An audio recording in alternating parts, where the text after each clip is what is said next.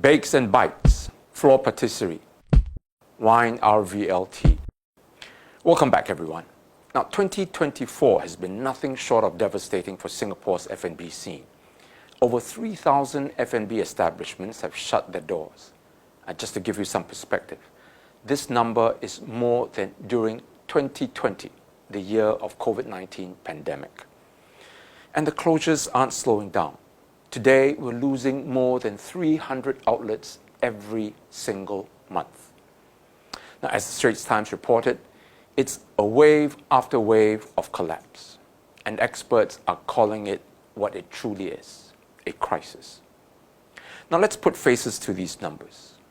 Bakes and Bites, a humble heartland cafe, shuttered after struggling to stay afloat under mountain cost pressures. Floor Patisserie, known for its exquisite Japanese-style cakes, is gone. Not because of poor quality or bad service, but because of a brutal 57% rent hike at its Siglap outlet. Wine RVLT, a favorite among wine lovers and part of our nightlife identity, couldn't survive either, citing rising operating costs and rent. These are not just businesses. They are dreams, they are jobs, they are part of the soul of Singapore. And now they are gone. Two words: rising costs. And at the top of the list is skyrocketing rent.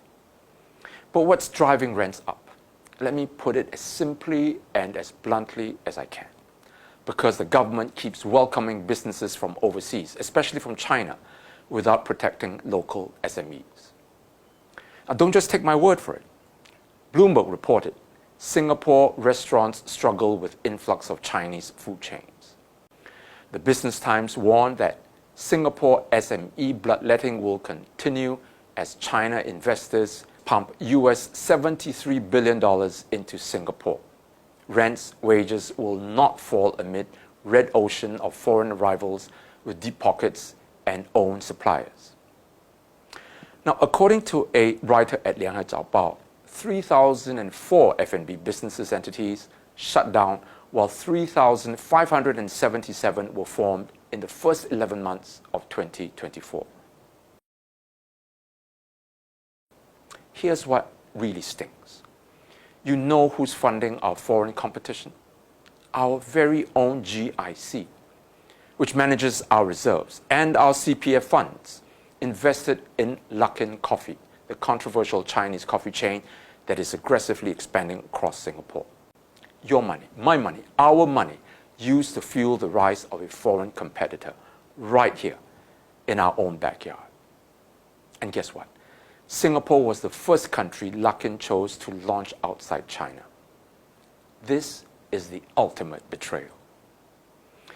Is GIC still invested in Luckin? I don't know. But the damage is done. And the message is clear. Our system is willing to back foreign entrants over our local businesses. And it isn't just about one coffee chain or a few landlords. It is about structural conflict of interest. The government is Singapore's biggest landowner, developer, and landlord, all rolled into one. Through GLCs like Capital Land, Maple Tree, JTC Corporation, Sabana, Jurong. Even HDB holds massive rental space, including shopping and office complexes. These are entities with a vested interest in keeping land prices and rents high, because that's how they show profits.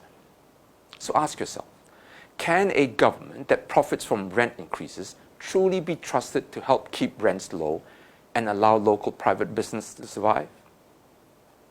Because as long as foreign brands are willing to pay the rent, the PAP has no incentive to help local operators. They can just keep opening up the doors wider and letting Singaporeans fall through the cracks. And if rent keeps going up, costs will be passed on to consumers, and that's how the cost of living keeps escalating. Now, as SG Tough, Tenants United for Fairness, recently wrote, what kind of future are we leaving for the next generation? One where only the wealthier survive, or one where passion and community have room to breathe? I'll go one step further. What kind of future are we leaving for Singaporeans when our own government invites foreign competitors to outbid us on our land with our money? Now, if you're in the F&B industry or from any other sector for that matter, and you care about the survival of our local businesses, join me at Orange and Teal, 31st May, Saturday at 3 p.m. I want to hear from you. Share your experiences. Let's identify solutions and organize a response before this crisis gets even worse. A note to all Singaporeans. Remember, when you dine out, support your fellow Singaporeans. Choose an establishment that is owned and run by a local business and prevent this madness from deteriorating. And let's not wait until every heartland cafe, every heritage hawker, and every homegrown restaurant is gone. Come and be part of the effort to change. I hope to see you at Orange and Teal. Until the next time, bye-bye.